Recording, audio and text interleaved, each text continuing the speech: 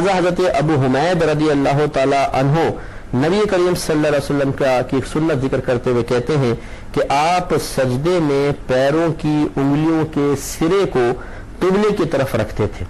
یہ ابھی حدیث نہیں آئی ہے، حدیث آگے ہے، یہ تعلیقات بخاری ہے. وہی جیسے میں نے آپ کو بتایا کہ پہلے باب قائم کرتے ہیں، پھر بعض اوقات بیچ میں کچھ اقوال ڈال دیتے ہیں، کوئی حدیثوں کے ٹکڑے ڈال دیتے ہیں، ان کو تعلیقات بخاری کہتے ہیں. پھر اصل حدیث کو ذکر کرتے ہیں باقاعدہ نمبر جو حدیث کا ہم چل رہا ہے اس کے مطابق. تو یہ تعلیقات بخاری میں ہے. حضرت ابو حمید رضی اللہ تعالیٰ عنہ کہتے ہیں کہ نبی کریم صلی اللہ علیہ وسلم سجدے میں اپنی انگلیوں کے کناروں کو، سروں کو کعبے کی طرف کیا کرتے تھے. اس لیے حتی الامکان اب دیکھیں بعض ایسے کرتے ہیں کہ سجدے میں جاتے ہیں پاؤں اٹھا ہی لیتے ہیں دونوں.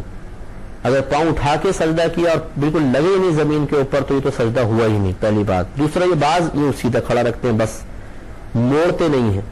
تو یہ کھڑا رکھنے میں بعض تو کہتے ہیں کہ یہ سجدہ ہی نہیں ہوگا، ان کو دوبارہ کرنا چاہیے. بعض کہتے ہیں کہ چلیں ہڈی کم از کم لگے سجدہ ہو جائے گا، لیکن خلاف سنت ہے اور ترک واجب ہوا، یہ نماز دوبارہ پڑھنی ہوگی. اور بعض جو ہے وہ تھوڑا سا دباتے ہیں، انگوٹھا ہو گیا، یہ ایک انگلی بس اس کے ساتھ مل گئی، باقی زیادہ سختی نہیں کرتے ہیں. تو اس طرح پورے پاؤں پنجے مڑتے نہیں ہیں.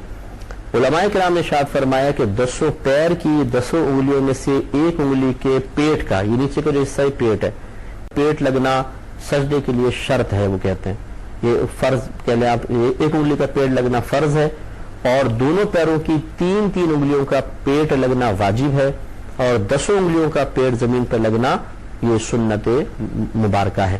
پیٹ یہ نچلے حصے کو کہتے ہیں، یہ جو پیر کی انگلیوں کا نچلا حصہ ہے اس کو پیٹ کہا جاتا ہے، نہ کہ کنارہ. اس لیے معلوم یہ ہوا کہ ذرا رکھ کر تھوڑا سا دبائیں گے اس کو. کسی کو اگر عادت نہیں ہے تو عادت پیدا کرے. ہاں اگر بدن بھاری ہے اور پاؤں نہیں مڑتا ہے تو ٹھیک ہے، پھر جتنا ہو سکتا ہے کر لے، باقی اللہ تعالیٰ معاف فرمانے والا ہے. لیکن ایک ہوتا ہے کہ عذر ہے، پاؤں مڑ نہیں رہا، ایک ہے کہ مڑ سکتا ہے لیکن سستی ہے، سستی والے کے لیے کوئی رعایت نہیں ہے، اس کے لیے اسے ذرا توجہ کرنی چاہیے.